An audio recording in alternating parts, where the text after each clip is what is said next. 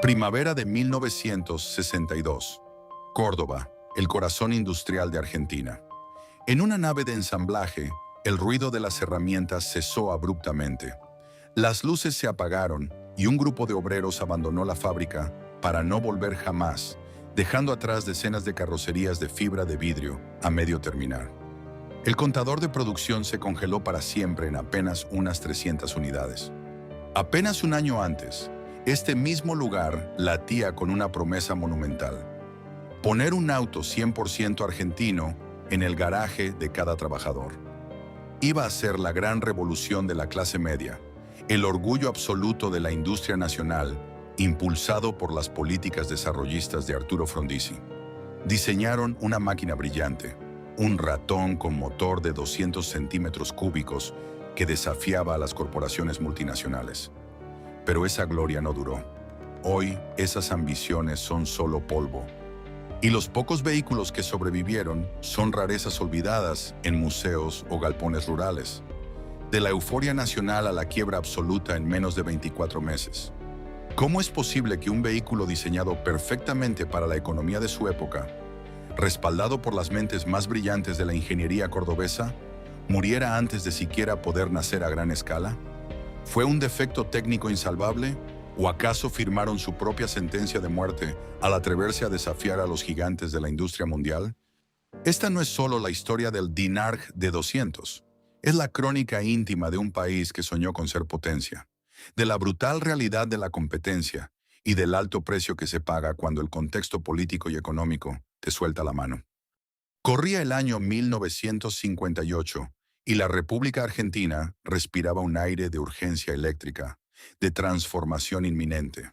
El país entero parecía estar al borde de un salto cuántico hacia la modernidad.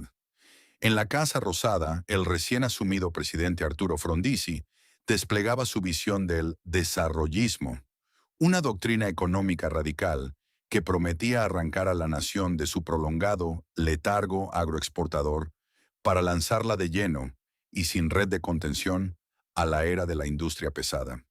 La premisa del gobierno era tan ambiciosa como implacable. Argentina debía dejar de importar desesperadamente lo que podía fabricar. Las reservas del Banco Central se escurrían entre los dedos comprando maquinaria, repuestos y vehículos en el exterior. Y la única forma de frenar esa sangría financiera era construyendo fábricas, forjando acero y ensamblando motores en suelo propio. Para encender esta mecha, se impulsó la Ley de Promoción Industrial, un blindaje legal y económico diseñado para atraer inversiones masivas, otorgar créditos generosos y proteger celosamente a la naciente manufactura nacional. En este complejo tablero de ajedrez geopolítico, una provincia se erigió casi de inmediato como la capital indiscutida de esta revolución: Córdoba. Históricamente conocida como La Docta por su prestigiosa universidad, su herencia jesuítica y su ritmo de vida pausado, la ciudad mediterránea comenzó a mutar violentamente a finales de la década del 50. Las tradicionales campanas de las iglesias fueron lenta pero inexorablemente ahogadas por el estruendo rítmico de las prensas hidráulicas, el silbato de los cambios de turno y el rugir de los hornos de fundición. Córdoba se estaba transformando a un ritmo frenético en el Detroit de Sudamérica. Los gigantes internacionales comenzaban a desembarcar con todo su peso.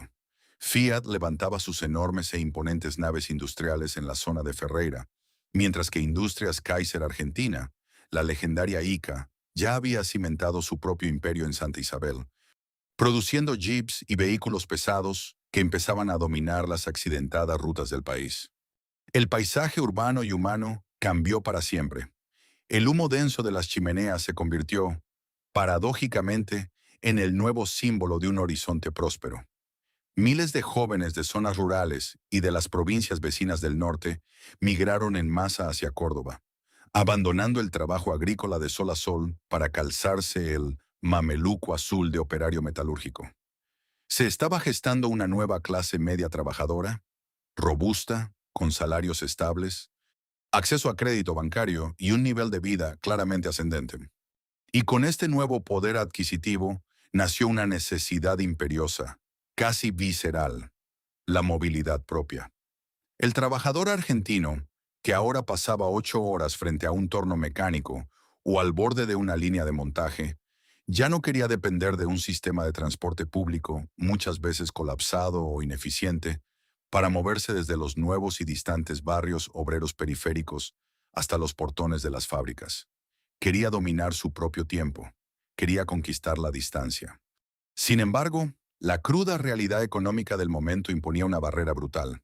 Un automóvil tradicional, como los majestuosos sedanes que fabricaba ICA, era un sueño absolutamente inalcanzable para el bolsillo de un tornero, un mecánico o un oficinista promedio. Eran máquinas inmensas y costosas, pensadas casi exclusivamente para la clase alta, terratenientes o para uso comercial. El mercado real clamaba a gritos por una solución intermedia, un eslabón perdido entre la frágil motocicleta, que dejaba al conductor y a su familia a merced del frío helado de las sierras y las lluvias torrenciales, y el automóvil convencional de 4 puertas, cuyo precio de concesionaria lo hacía prohibitivo. La tensión en el ambiente industrial era palpable. Casi se podía cortar con un cuchillo. Existía un mercado cautivo compuesto por cientos de miles de personas ansiosas por motorizarse. Existía el capital humano, altamente capacitado y forjado en el rigor de las fábricas de Córdoba. Y existía una política estatal dispuesta a subsidiar cualquier iniciativa que llevara impreso el sello de Industria Argentina. Era un cóctel explosivo de oportunidad comercial y orgullo patriótico. La pólvora estaba derramada. Solo hacía falta que alguien encendiera el fósforo. Es exactamente en este caldo de cultivo de euforia industrial, necesidad social y nacionalismo económico, donde surge una alianza impensada. Un grupo de ingenieros, industriales y empresarios cordobeses, profundamente empapados de esta mística desarrollista, decidió que no iban a sentarse a esperar pasivamente a que los europeos o los norteamericanos trajeran la solución empaquetada en cajas de madera. Iban a concebirla, diseñarla y construirla ellos mismos. Así, arropada por la ambición de la época, nació formalmente Dinámica Industrial Argentina Sociedad Anónima, una entidad que pasaría a la historia bajo su acrónimo, DINARG. A la cabeza de esta audaz cruzada técnica se encontraban mentes brillantes de la ingeniería local, figuras clave como Melitón González del Solar y Gilberto Lamarque. Estos hombres no eran improvisados. Pertenecían a una generación de técnicos cordobeses fuertemente influenciados por el ecosistema de la IAME, Industrias Aeronáuticas y Mecánicas del Estado. En Córdoba ya existía un linaje de orgullo técnico. Era la tierra donde se habían diseñado aviones a reacción como el Pulqui y utilitarios inmortales como el rastrojero. Para estos ingenieros, la palabra imposible no existía en el vocabulario técnico nacional. Se sentían invencibles. González del Solar y su equipo observaban con aguda atención lo que ocurría del otro lado del Atlántico, en la Europa de posguerra. Allá, en países cuyas infraestructuras habían sido devastadas por los bombardeos y con economías de posguerra en ruinas, la solución masiva a la movilidad habían sido los llamados microcoches o autos burbuja, vehículos exóticos y minúsculos como el Isetta italiano.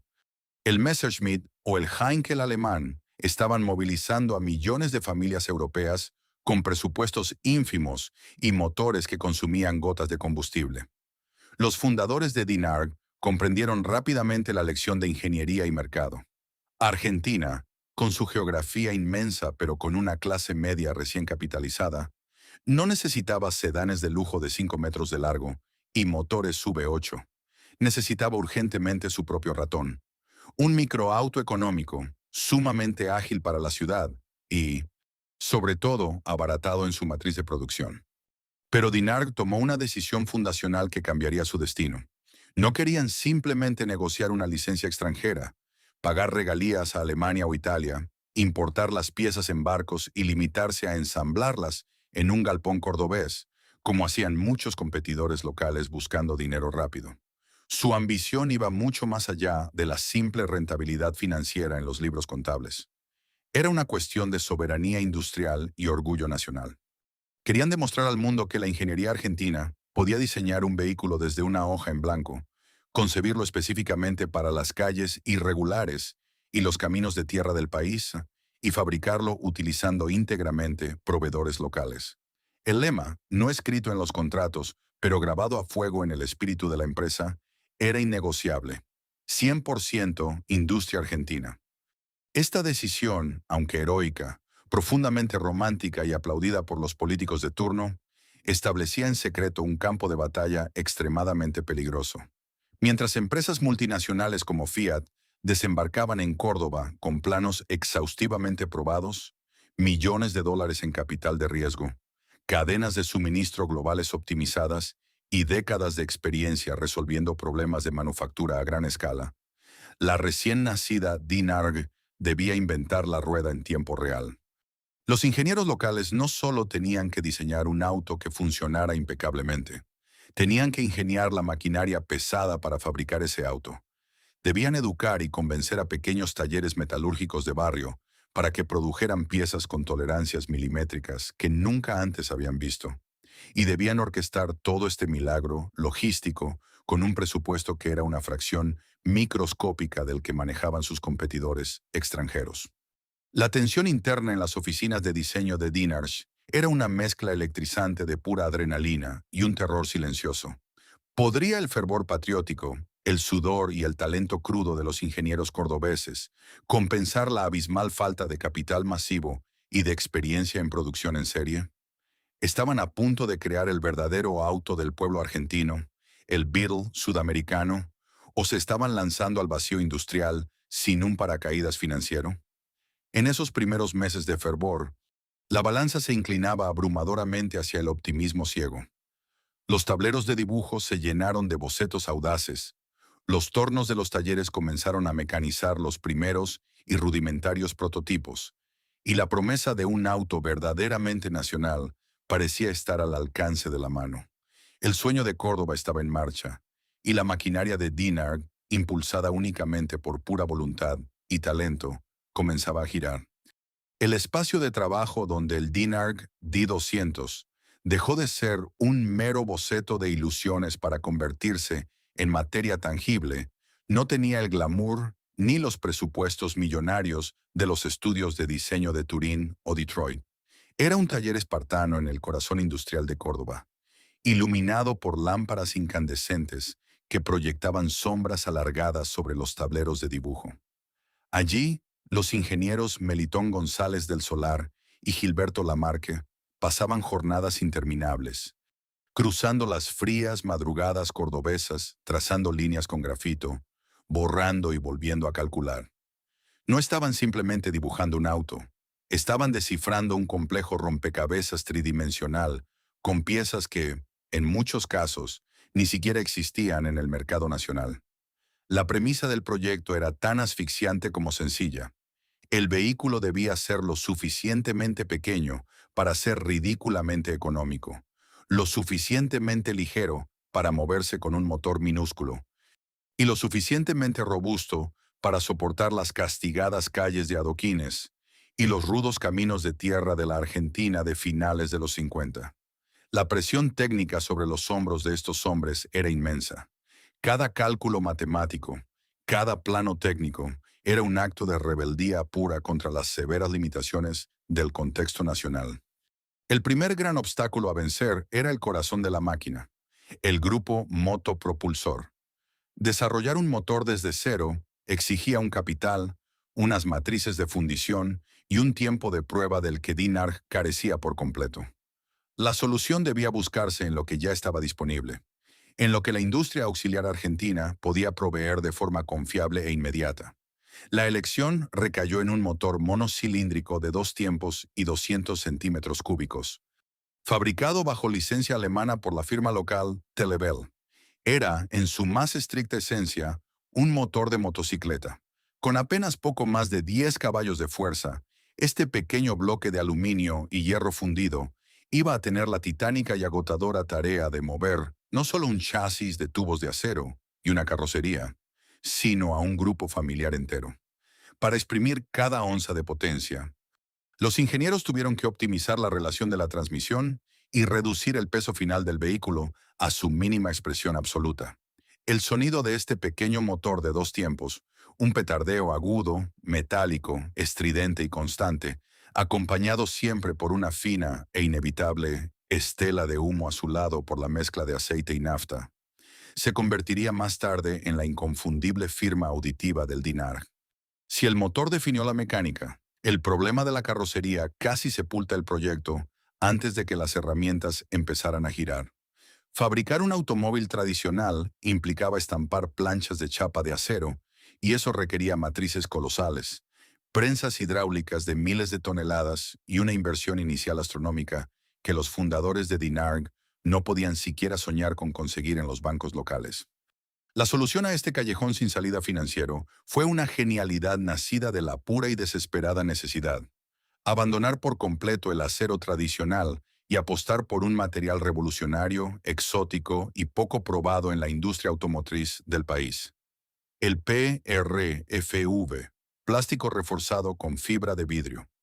Moldear capas de fibra de vidrio entrelazadas con resina poliéster permitía crear carrocerías complejas a mano, a una fracción irrisoria del costo del herramental pesado. Además, el material resultante era extremadamente ligero, algo de vida o muerte para compensar los escasos caballos de fuerza del pequeño motor Sachs, y, como un enorme beneficio comercial adicional, jamás se oxidaría bajo la lluvia. González del Solar y Lamarque diseñaron una cabina en forma de gota de agua, un diseño aerodinámico conocido como teardrop, una silueta inteligente que cortaba el viento y a la vez maximizaba el diminuto espacio interior. Esto permitió alojar una banqueta única donde podían sentarse, muy apretados, dos adultos y quizás un niño pequeño en el medio.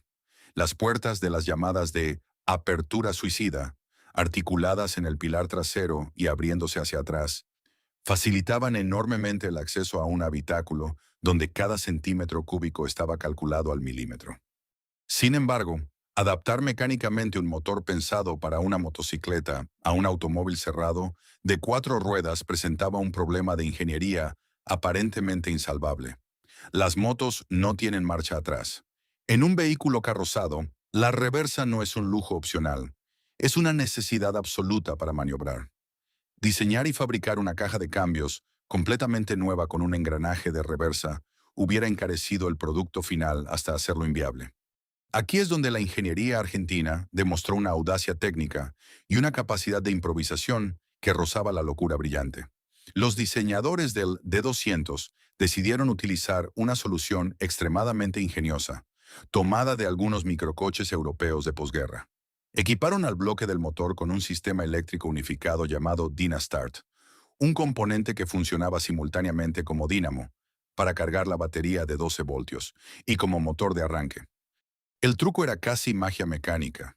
Para ir hacia atrás, el conductor del Dinarg debía detener el auto, apagar el motor por completo mediante un interruptor.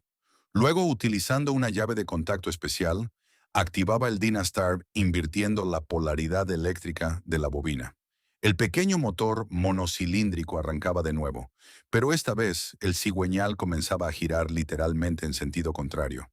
Gracias a este artilugio electromecánico, el humilde de 200 no tenía una simple reversa. Contaba con 4 marchas hacia adelante y 4 marchas hacia atrás.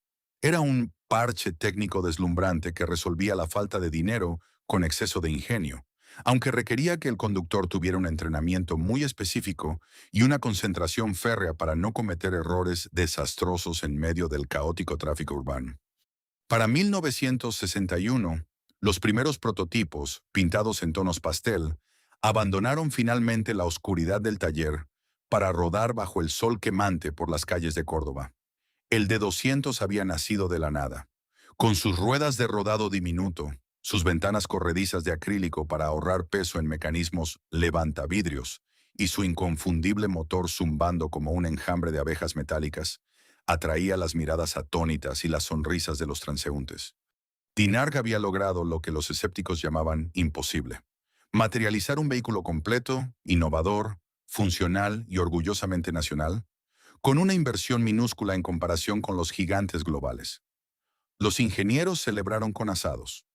La prensa local aplaudió de pie el milagro técnico cordobés.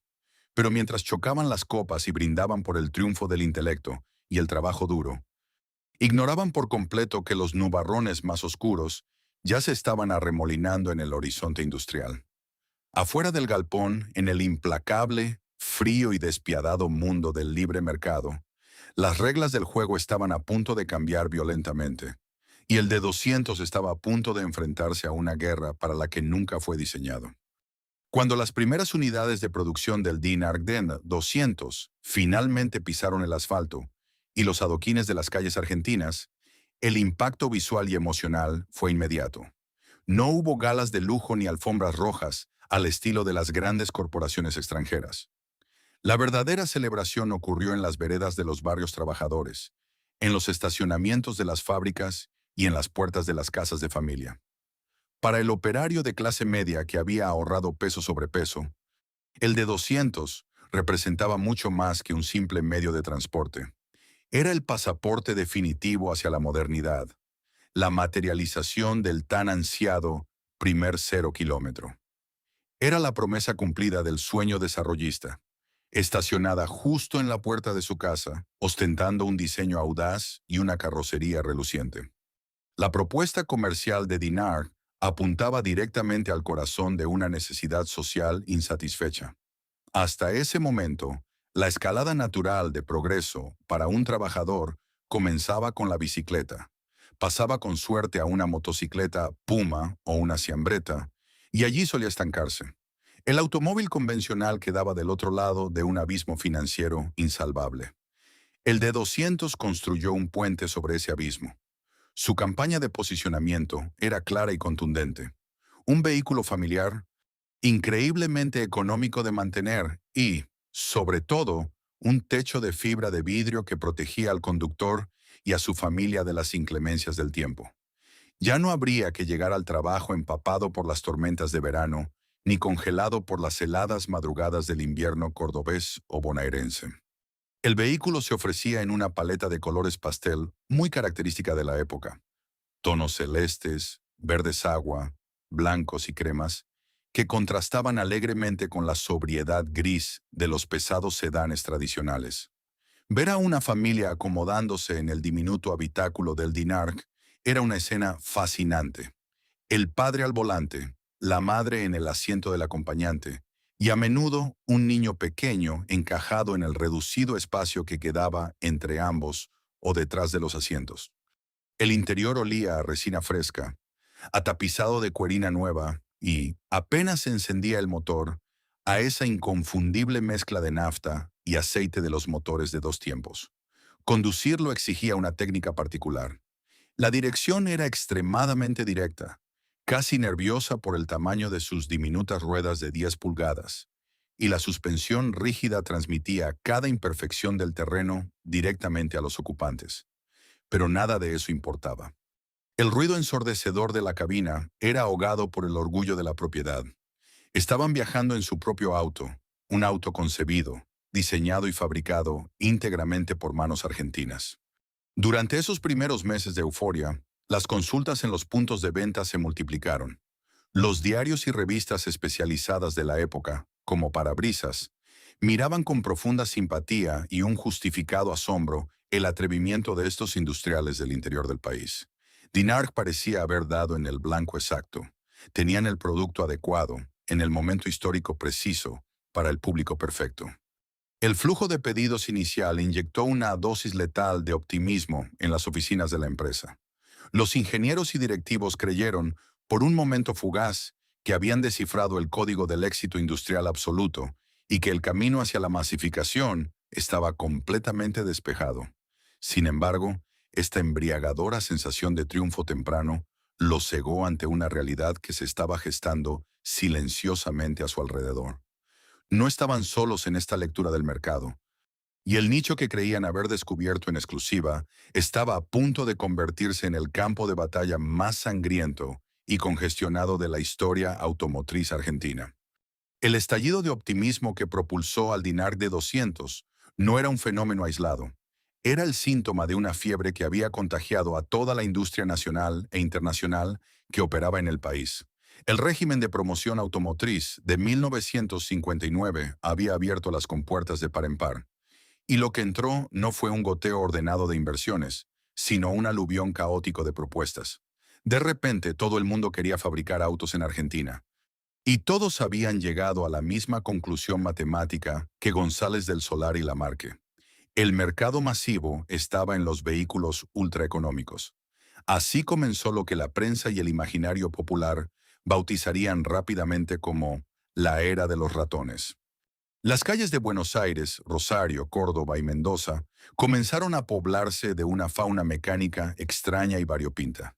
El Dinard, con su forma de gota, pronto tuvo que compartir los semáforos con una verdadera invasión de microcoches de origen europeo, ensamblados bajo licencia por docenas de empresas locales que habían surgido de la noche a la mañana. Apareció el Isetta, fabricado por la firma Metalmecánica, con su icónica puerta de acceso frontal que hacía que el conductor entrara al auto como si estuviera abriendo una heladera. Irrumpió el Heinkel Cabin, ensamblado por los Cedros, que ofrecía un diseño similar, pero con sutiles mejoras en la habitabilidad. Llegó el Messerschmitt K R200, un vehículo que más que un auto parecía el fuselaje de un avión de combate al que le habían cortado las alas, con su cúpula de acrílico transparente y su disposición de asientos en tándem. A ellos se sumaban el de Carlo Minicar, el Bambi, el Isard T400 y una interminable lista de marcas que hoy suenan a puro exotismo histórico. De un día para otro, el cliente argentino de clase media, que meses atrás solo podía soñar con una motocicleta, se encontró bombardeado por folletos, publicidades radiales y planes de pago para más de una decena de microcoches diferentes. El pastel del mercado, aunque parecía gigantesco en la teoría, empezó a fragmentarse peligrosamente en la práctica. La competencia se volvió brutal, descarnada.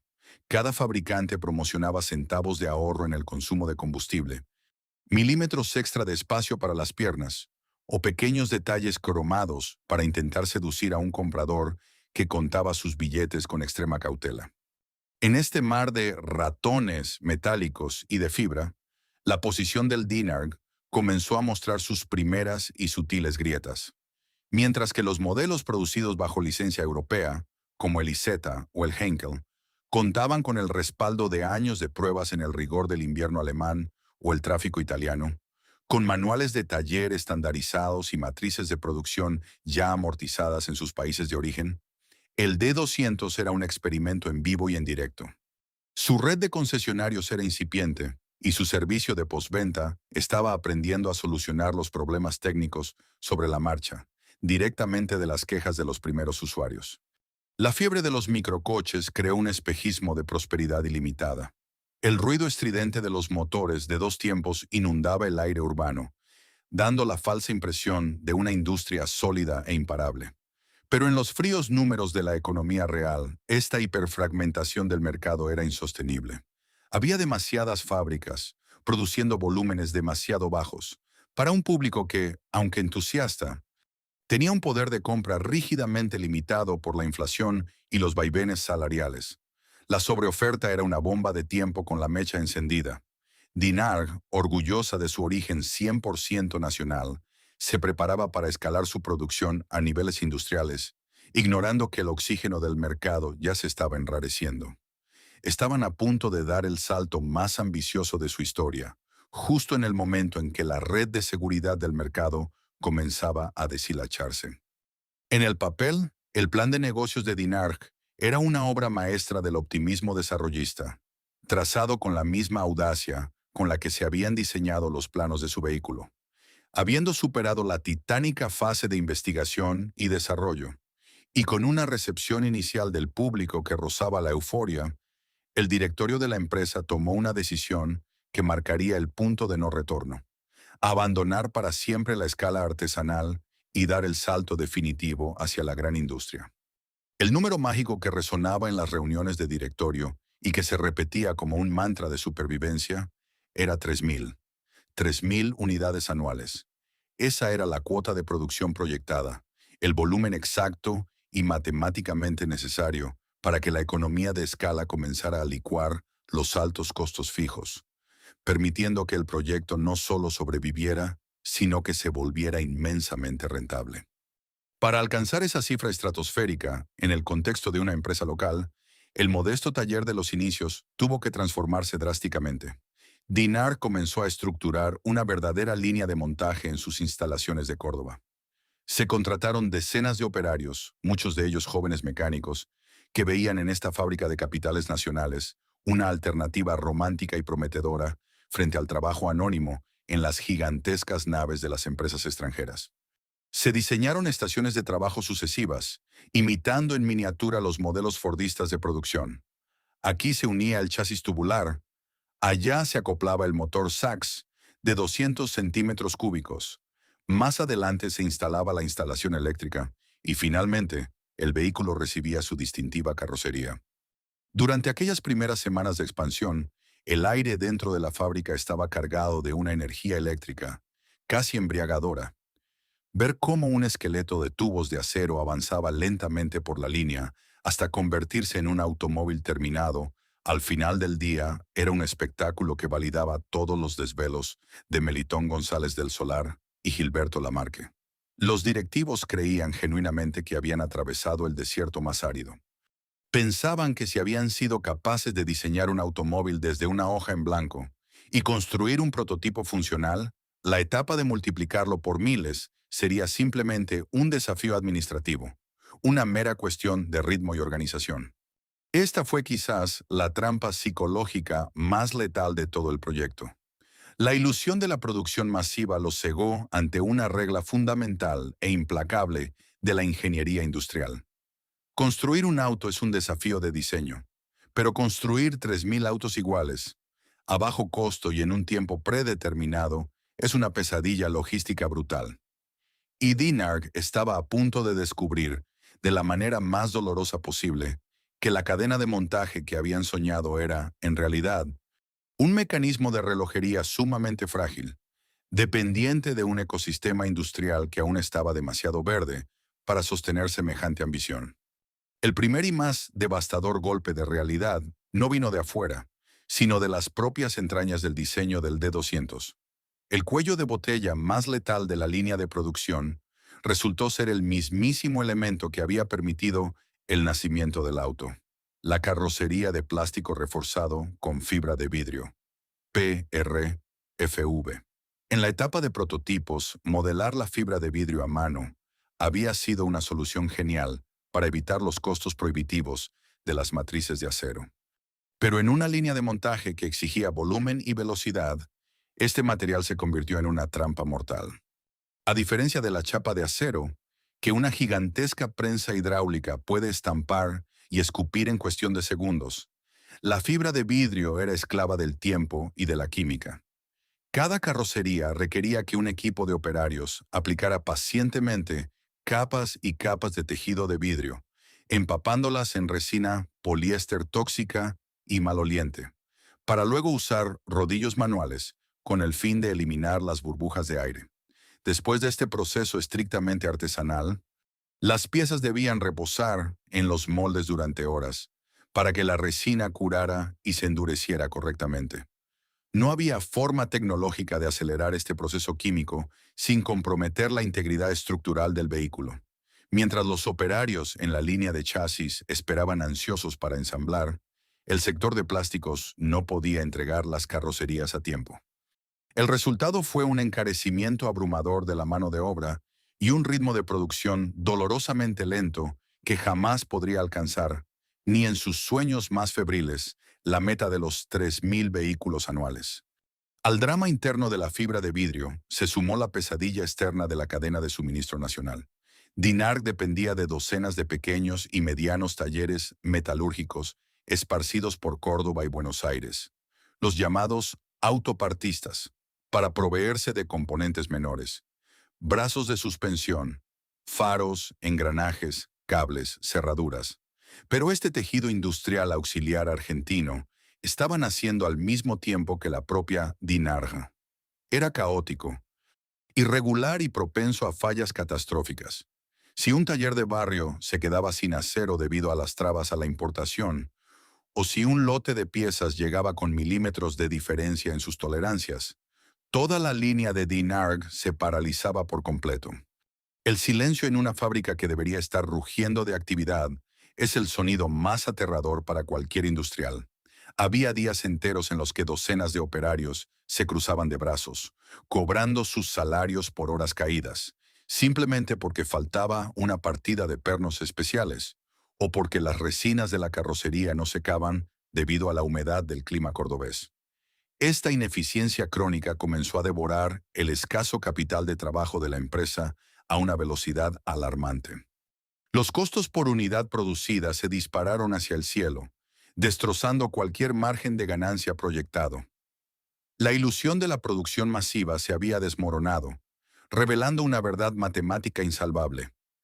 Cada de 200 que lograba salir a la calle costaba muchísimo más dinero y tiempo del que sus creadores habían calculado. Y justo cuando la empresa luchaba desesperadamente por tapar estas hemorragias internas de dinero y eficiencia, los verdaderos depredadores del mercado estaban a punto de desembarcar en el puerto de Buenos Aires, listos para devorar a los heridos. Mientras los ingenieros y operarios de Dinarc transpiraban dentro de su fábrica en Córdoba, luchando una guerra de trincheras diaria contra la resina de poliéster que no secaba y los proveedores que no cumplían, una sombra colosal se proyectaba rápidamente sobre ellos.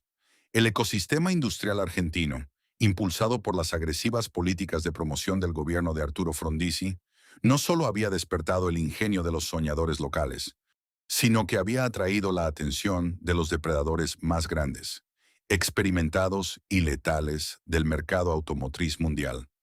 Y ninguno de ellos golpearía con tanta fuerza y precisión como el gigante corporativo que bajaba desde el norte de Italia.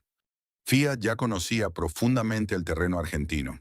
Había comenzado años atrás fabricando tractores, motores diésel y material ferroviario, forjando una relación íntima con el Estado y estableciendo una cabeza de playa industrial inmensa. Pero en abril de 1960, la corporación turinesa decidió que era el momento exacto para lanzar su ofensiva total sobre el mercado de pasajeros. Con la inauguración de sus masivas instalaciones de montaje, primero en Caseros y luego consolidando su imperio en Ferreira, Córdoba, a pocos kilómetros de donde Dinarc intentaba sobrevivir, Fiat cambió las reglas del juego de la noche a la mañana. No llegaron con prototipos experimentales ni con materiales exóticos probados a las apuradas. Desembarcaron con el peso aplastante de décadas de ingeniería perfeccionada y una billetera de inversión que hacía parecer a Dinarc como un simple puesto de feria. El arma principal de esta invasión italiana tenía nombre y número: el Fiat 600. El vehículo que rápidamente sería bautizado con profundo afecto por los argentinos como el Fitito, representaba una amenaza de extinción directa para toda la fauna de microcoches que poblaba el país. El 600 no era un ratón, no era un experimento de posguerra, ni un triciclo glorificado. Era un automóvil real, en miniatura, pero con toda la arquitectura y la dignidad de un sedán familiar.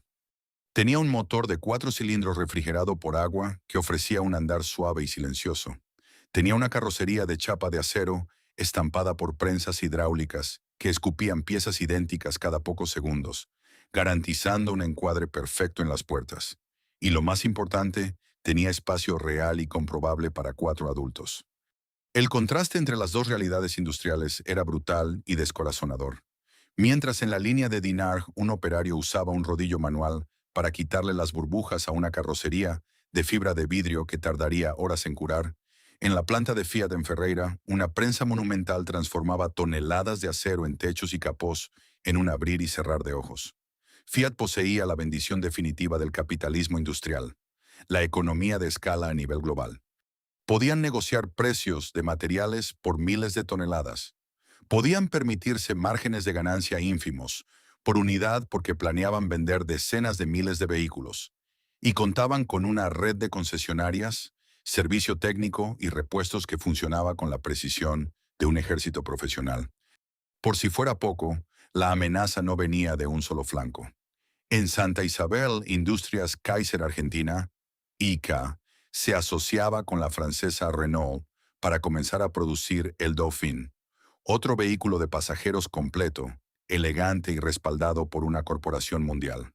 De repente, el mercado de movilidad barata que Dinarg creía haber monopolizado con su ingenio patriótico se transformó en un teatro de operaciones controlado por multinacionales que no estaban dispuestas a dejar ni una sola migaja sobre la mesa. El cerco se estaba cerrando, y el campo de batalla definitivo no sería la fábrica, sino la mente y el bolsillo del consumidor argentino. El mostrador de las concesionarias se convirtió en la zona cero del desastre comercial para el D200.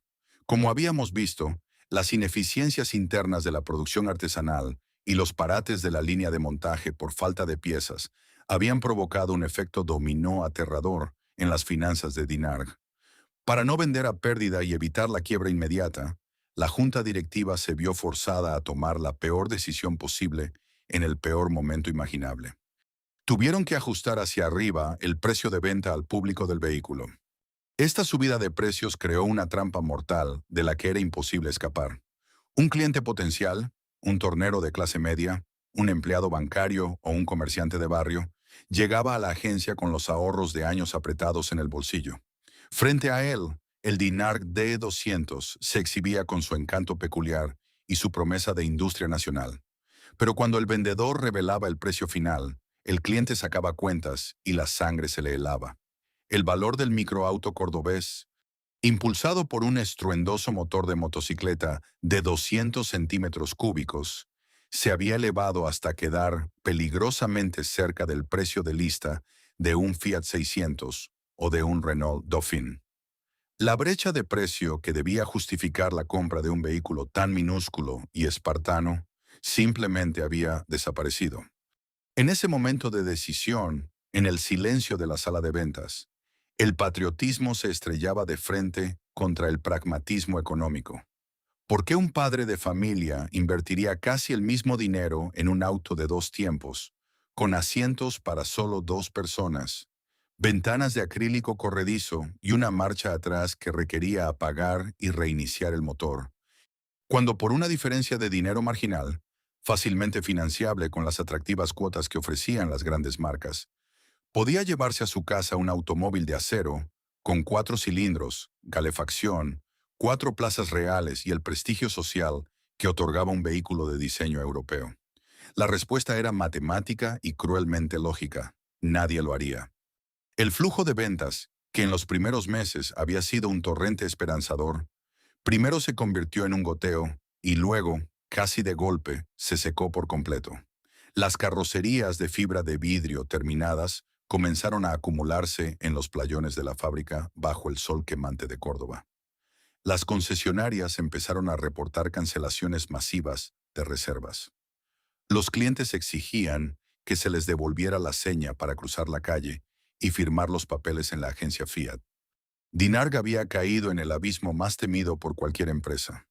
Tenían los galpones llenos de un producto terminado que el mercado ya no quería comprar al precio que a ellos les costaba fabricarlo. El orgullo de ser 100% industria argentina dejó de ser un argumento de ventas y se convirtió en una lápida financiera. Mientras la maquinaria de relaciones públicas de Fiat y Renault inundaba las revistas, la radio y la televisión con imágenes de familias felices viajando a Mar del Plata o a las sierras en sus modernos sedanes, en las oficinas de Dinarg el clima se volvió fúnebre. Los teléfonos dejaron de sonar con pedidos y comenzaron a sonar con exigencias de cobro por parte de los proveedores. La empresa estaba desangrándose a una velocidad vertiginosa, acorralada entre costos de producción insostenibles y la apatía total del consumidor. Pero si el mercado libre les había asestado un golpe letal, el tiro de gracia que pondría fin al sueño no vendría de los competidores, sino del lugar menos pensado, el epicentro mismo del poder político que los había visto nacer. En la madrugada del 29 de marzo de 1962, los pasillos de la Casa Rosada en Buenos Aires fueron testigos del colapso definitivo del sueño desarrollista. Las Fuerzas Armadas argentinas, tras meses de asfixiante presión política e insubordinaciones, ejecutaron un golpe de Estado que culminó con el derrocamiento y posterior arresto del presidente Arturo Frondizi. En cuestión de horas, el arquitecto principal de la Revolución Industrial Argentina, El hombre que había prometido llenar de chimeneas y motores el horizonte del país fue confinado a la isla Martín García. Con su caída, no solo se fracturaba el orden institucional de la República, sino que se hacía añicos el delicado andamiaje económico que sostenía a miles de incipientes industrias nacionales. Para una empresa gigantesca de matriz extranjera, un golpe de Estado en un país sudamericano era, en el peor de los casos, un contratiempo administrativo, un riesgo calculado en sus vastos manuales de operaciones internacionales. Sus casas matrices en Europa o Norteamérica podían inyectar dólares frescos para capear la tormenta, absorber las pérdidas temporales y esperar pacientemente a que se disipara el humo. Pero para una empresa como Dinarg, que operaba sin margen de error, sin reservas en moneda extranjera y con la soga al cuello por los costos de producción, el derrocamiento de Frondizi equivalía a que le cortaran de tajo el suministro de oxígeno. La onda expansiva de la crisis política impactó en la economía real con la fuerza de un huracán. La incertidumbre se apoderó de las calles y de los mercados. El peso argentino sufrió una devaluación brutal. La inflación, ese monstruo endémico de la economía nacional que el gobierno anterior había intentado domar, se desbocó violentamente, devorando en semanas el poder adquisitivo de esa nueva clase media trabajadora que apenas empezaba a asomarse al consumo. De repente, el obrero metalúrgico que meses atrás soñaba con comprar un de 200, ahora tenía que preocuparse por cómo llevar comida a su mesa frente al aumento desproporcionado de la canasta básica. El mercado interno, la única razón de ser del microauto cordobés, entró en una parálisis total, sumido en el miedo y la recesión. Las concesionarias quedaron desiertas. Nadie en su sano juicio iba a comprometerse con un plan de pagos para un automóvil en un país que no sabía quién lo gobernaría la semana siguiente. Simultáneamente, el paraguas protector del Estado, que había sido vital para la existencia de Dinarg, se cerró de golpe. Las políticas de promoción, los subsidios encubiertos y las facilidades que habían impulsado la radicación industrial quedaron congeladas en un limbo burocrático. El gobierno de facto, tutelado por los militares, impuso un giro ortodoxo en la economía. El nuevo Ministerio de Economía implementó un ajuste draconiano. Se cortó drásticamente el gasto público, se restringió la emisión monetaria y se paralizaron las líneas de crédito estatal orientadas a la industria. El ecosistema artificial que había permitido que un milagro como Dinarg floreciera en la provincia de Córdoba se había secado de la noche a la mañana. La tormenta perfecta se había posado sobre la fábrica y nadie adentro tenía un paraguas para soportarla. A cientos de kilómetros de los despachos ministeriales en Buenos Aires, en las oficinas de Dinarg en Córdoba, la realidad macroeconómica golpeaba con la crudeza de un martillo sobre un yunque. La devaluación había destruido por completo la ya frágil estructura de costos del vehículo. Aunque el coche era un emblema del orgullo nacional, su producción no era inmune al dólar. Muchos de los insumos básicos, desde ciertos componentes químicos importados para la resina poliéster de la carrocería, hasta las aleaciones específicas que usaban los autopartistas locales, dispararon sus precios. De un día para otro, fabricar cada unidad del microauto costaba muchísimo más, pero intentar trasladar ese aumento al precio de venta en medio de una recesión brutal equivalía a un suicidio comercial instantáneo. Era una trampa matemática perfecta, sin salida. Desesperados por mantener la línea de montaje en movimiento y evitar la parálisis total, los directivos iniciaron un peregrinaje angustioso por las sucursales bancarias de Córdoba. Necesitaban con urgencia capital de trabajo, un salvavidas financiero que les permitiera cubrir los cheques emitidos a sus proveedores, comprar insumos y, sobre todo, pagar las quincenas de sus obreros. Melitón González del Solar y Gilberto Lamarque, los brillantes ingenieros que habían resuelto problemas técnicos casi imposibles con pura audacia, ahora se enfrentaban a un problema que ninguna fórmula de ingeniería podía solucionar: convencer a un gerente de banco de que prestara dinero a una fábrica de microautos en medio del colapso institucional del país.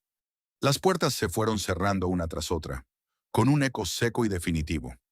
El sistema financiero privado, aterrorizado por la crisis y la incipiente hiperinflación, había cerrado el grifo del crédito comercial. Los bancos ya no prestaban dinero para aventuras industriales arriesgadas.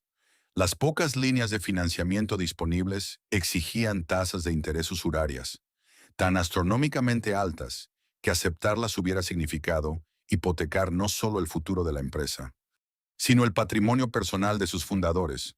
Para los fríos analistas de riesgo detrás de los escritorios de Caoba, Dinarg ya no era un audaz proyecto patriótico. Era un crédito incobrable a punto de estallar.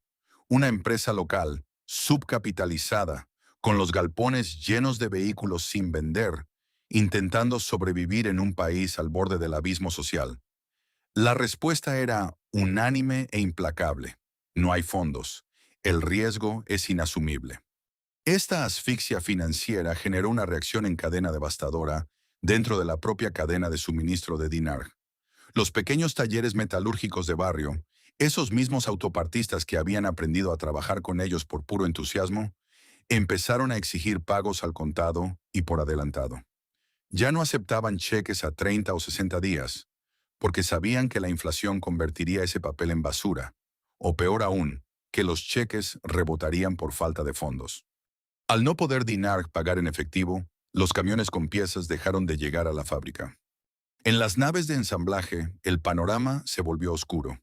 Los operarios que antes trabajaban a un ritmo frenético y lleno de esperanza, ahora pasaban largas horas en silencio, limpiando herramientas o mirando el piso, esperando pernos, engranajes y resinas que nunca llegarían.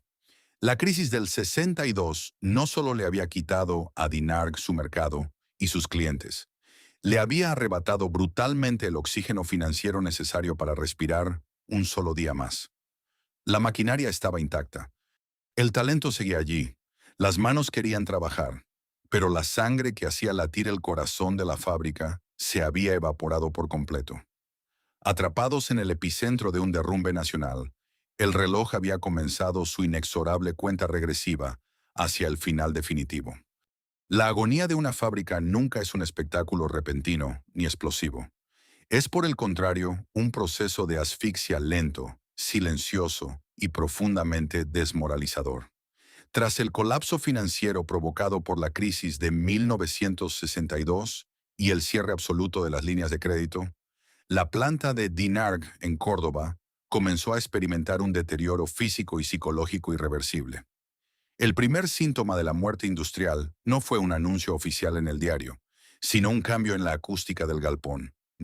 El estruendo constante de las herramientas neumáticas, el martilleo rítmico sobre los chasis tubulares y el zumbido eléctrico de las sierras cortando la fibra de vidrio empezaron a desvanecerse. Los huecos de silencio entre un ruido y otro se hicieron cada vez más largos, hasta que el silencio mismo se convirtió en el sonido predominante de la fábrica. Para los obreros, la realidad del derrumbe se manifestó de la forma más cruda posible, en el retraso del pago de las quincenas.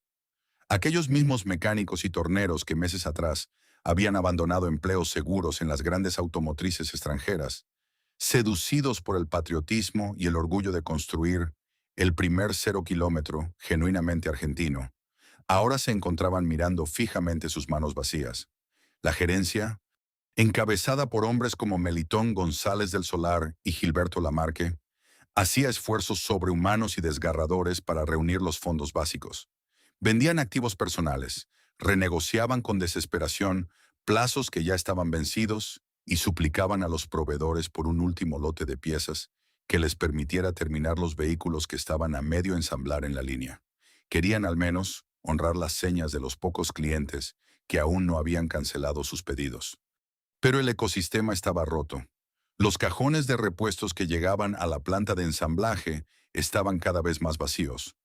Faltaban faros, escaseaban los cables del embrague y los tambores de resina poliéster, vitales para moldear la icónica carrocería en forma de gota, simplemente dejaron de cruzar el portón de entrada porque no había un solo peso para pagarlos. La línea de producción, que había sido diseñada con la ilusión de escupir 3.000 unidades anuales, se convirtió en un cementerio de esqueletos metálicos inmovilizados. Los operarios llegaban a cumplir su horario a las 6 de la mañana. Se calzaban sus mamelucos azules, manchados de grasa y resina, pero no tenían absolutamente nada que hacer. Se sentaban sobre cajones de madera invertidos a tomar mate cocido, fumando cigarrillos negros mientras miraban el polvo acumularse sobre las herramientas. La tensión psicológica era insoportable. Era el luto anticipado de un sueño colectivo que se estaba desangrando frente a sus propios ojos. La vergüenza de los directivos al cruzar la mirada con los trabajadores a los que no podían pagarles el sueldo envenenó el aire con una mezcla de tristeza y resignación absoluta. El golpe de gracia llegó en la primavera de 1962, coincidiendo macabramente con la fecha en que, apenas un año antes, los primeros prototipos habían salido a rodar bajo el sol deslumbrante de Córdoba, rodeados de aplausos. La junta directiva de DINARC, asfixiada por un pasivo inmanejable y sin ninguna perspectiva de reactivación económica a nivel nacional, se reunió en una oficina fría para tomar la única decisión lógica y legal que les quedaba. Con el pulso tembloroso y el corazón destrozado por el peso de la derrota, firmaron los documentos que solicitaban la quiebra formal de Dinámica Industrial Argentina, Sociedad Anónima. El experimento audaz, el capricho genial de la ingeniería mediterránea, había llegado a su fin.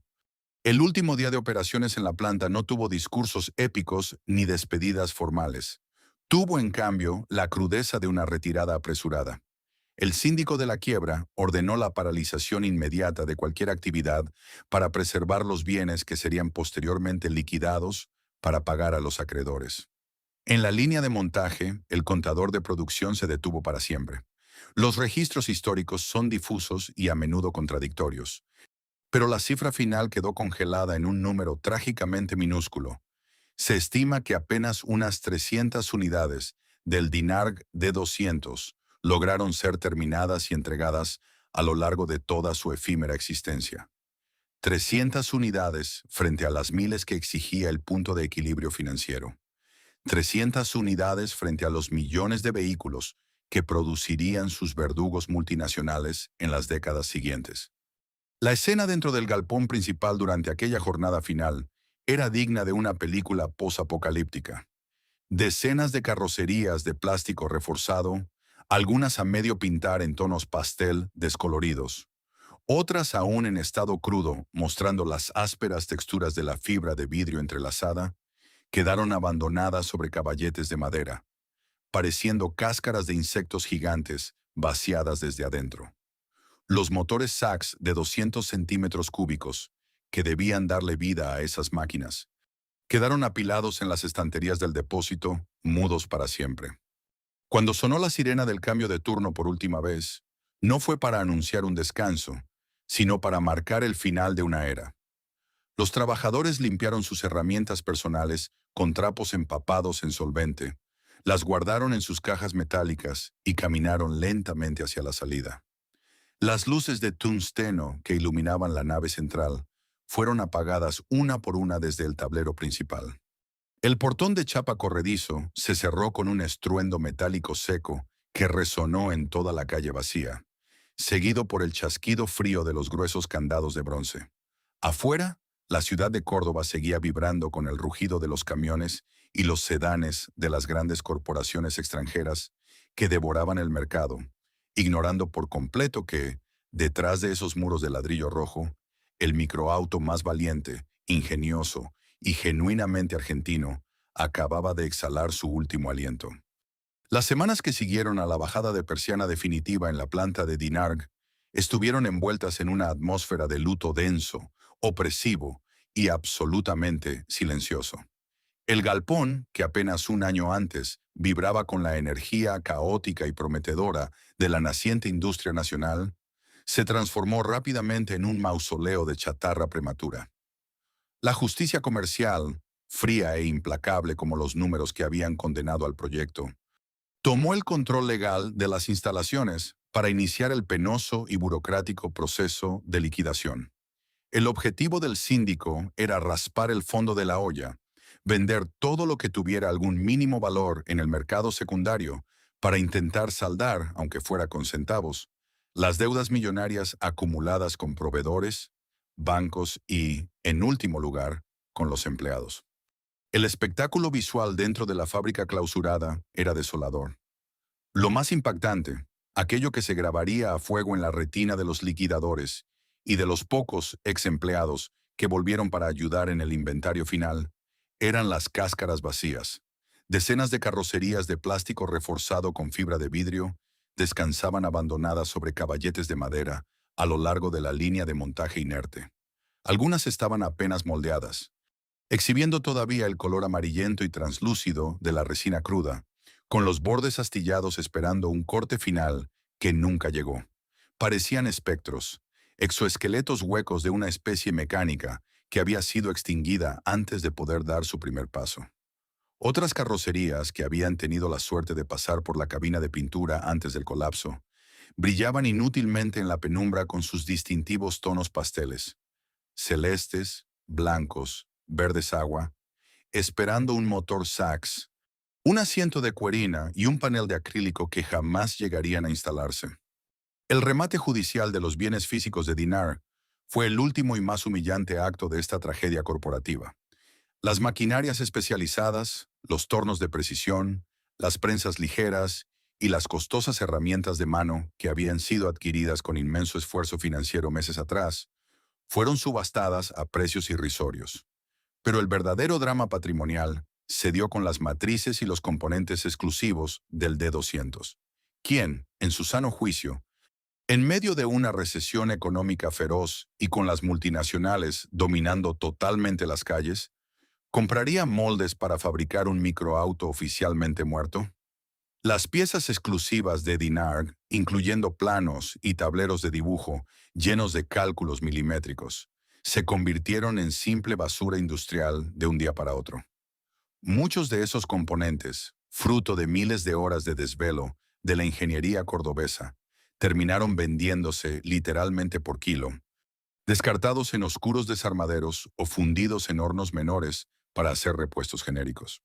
Sin embargo, el costo más alto, irreparable y doloroso de la caída de Dinarg no se midió en expedientes de quiebra ni en toneladas de chatarra subastada, sino en el tejido humano que se desgarró violentamente.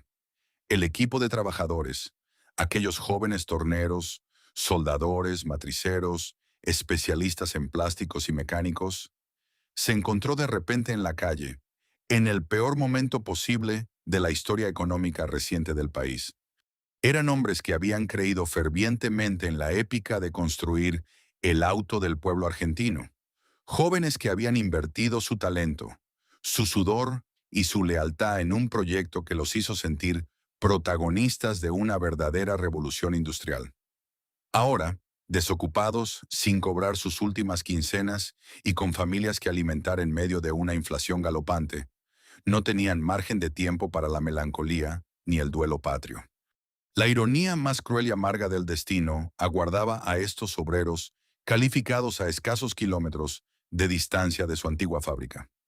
Para sobrevivir económicamente, la gran mayoría de la mano de obra experta que había formado Dinarg no tuvo más remedio que tragar su orgullo, guardar los recuerdos de su aventura nacionalista en un cajón y salir a pedir empleo en las inmensas, frías y robotizadas plantas de las corporaciones extranjeras. Aquellos mismos hombres que se habían desvelado ensamblando el D200, entendiendo cada tuerca y cada cable de su vehículo para desafiar a los gigantes, terminaron haciendo fila en los inmensos portones de las zonas de Ferreira y Santa Isabel. Fueron absorbidos por el sistema que los había destruido.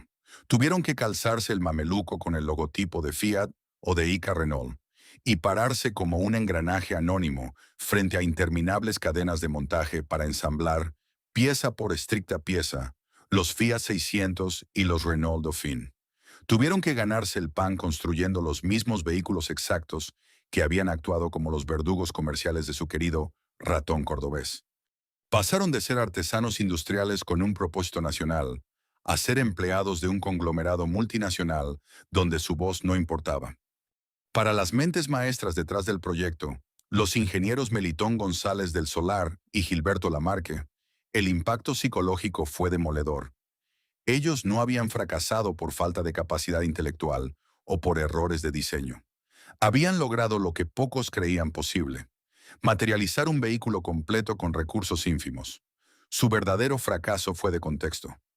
Fracasaron por haber intentado jugar un partido de Primera División Mundial con reglas de potrero, por haber subestimado la brutal y fría eficiencia del libre mercado global y, sobre todo, por haber apostado su vida a un modelo de país desarrollista que fue dinamitado desde adentro por la inestabilidad política. Mientras el polvo terminaba de cubrir las cáscaras vacías en aquel galpón olvidado, una página brillante, utópica y profundamente triste de la historia automotriz argentina se cerraba para siempre. El país siguió adelante, comprando sedanes europeos, pero las máquinas muertas siempre dejan rastros.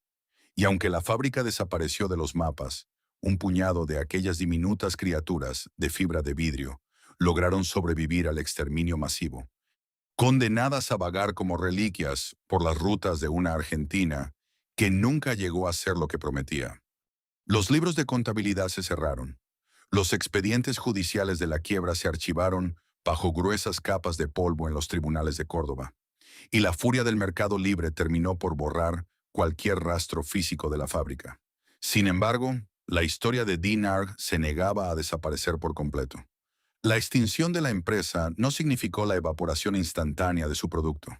Allá afuera, perdidas en la inmensidad de la geografía argentina, quedaron rodando las aproximadamente 300 unidades del D200 que lograron cruzar el portón de la planta antes del colapso final. El destino inmediato de esos pocos microautos sobrevivientes fue brutal y despiadado. Sus primeros dueños, aquellos trabajadores de clase media que habían invertido sus ahorros creyendo en el sueño de la industria nacional, se encontraron de la noche a la mañana al volante de vehículos huérfanos. Sin una red de concesionarias que los respaldara, sin manuales de taller oficiales actualizados y, lo que era infinitamente peor, sin una fábrica que produjera piezas de repuesto genuinas, mantener un Dinarg en funcionamiento se convirtió en un acto de pura supervivencia mecánica. Si el parabrisas de acrílico se rajaba, no había dónde comprar otro.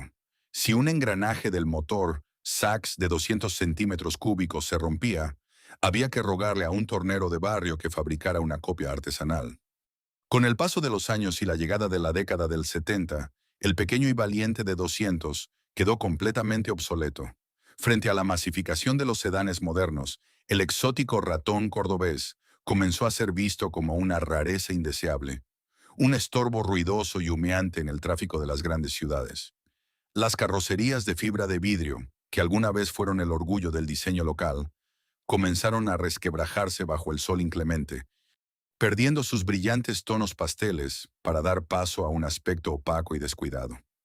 Muchos de estos autos terminaron sus días de la forma más indigna posible, abandonados en el fondo de oscuros galpones rurales, tapados con lonas raídas, o simplemente desarmados para utilizar sus rudimentarios chasis tubulares en la construcción de carros de carga ligeros.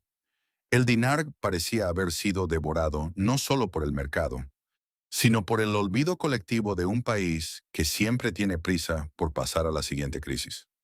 Tuvieron que pasar más de 40 años para que el fantasma volviera a materializarse. Ya entrado el siglo XXI, en una Argentina muy distinta, el fenómeno del coleccionismo de autos clásicos comenzó a rescatar de la amnesia a las viejas glorias de la industria nacional. En ese contexto de nostalgia revisionista, los buscadores de tesoros automotrices descubrieron que el Dinarg D200 no era chatarra vieja, era en realidad un auténtico unicornio mecánico. Poseer uno de los poquísimos ejemplares que habían sobrevivido a la intemperie y al desguace se convirtió en un símbolo de estatus entre los puristas. El proceso de restauración de estas máquinas fue, y sigue siendo, una tarea titánica, casi arqueológica.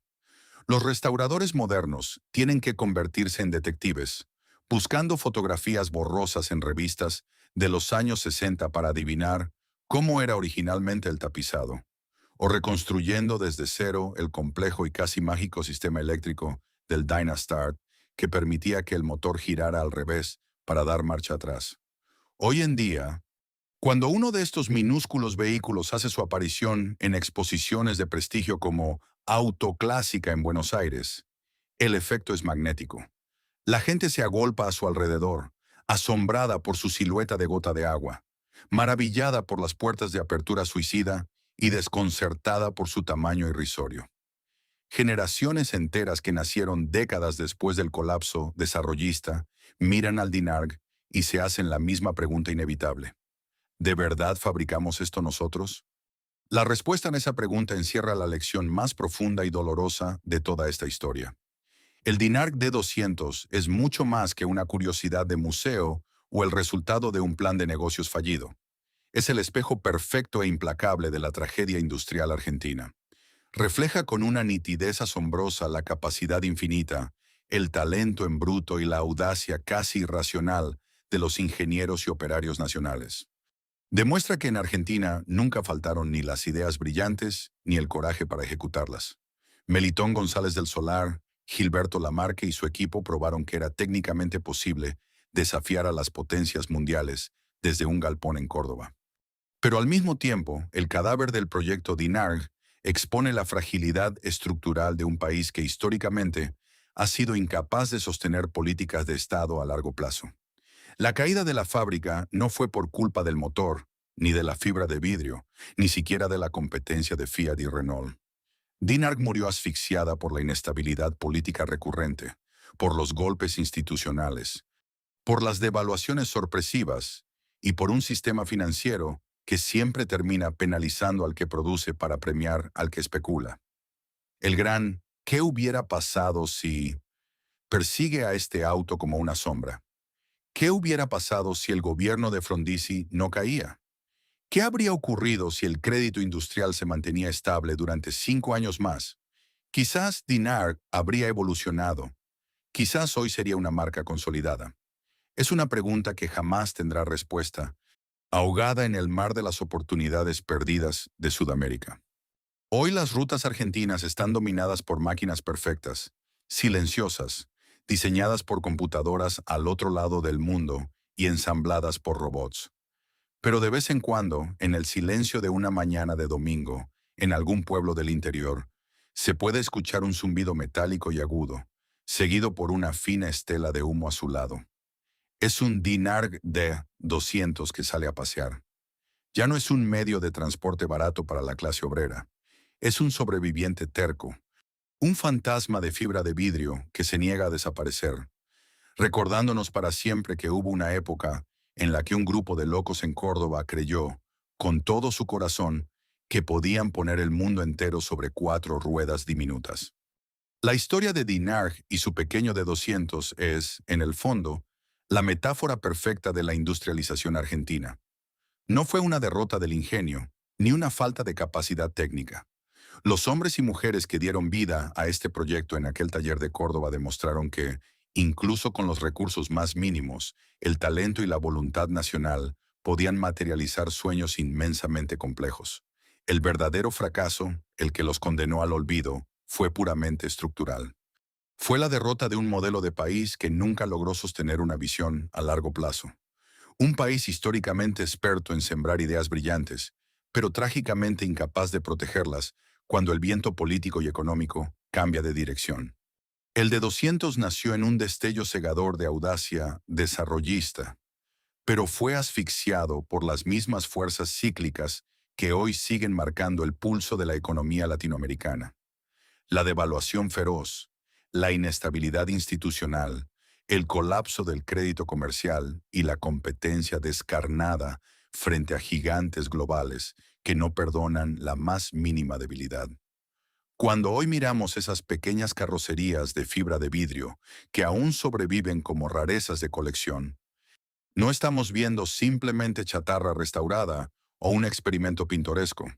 Estamos contemplando un monumento a la perseverancia y al mismo tiempo una advertencia sombría y vigente sobre el altísimo costo humano y material de la imprevisión estatal.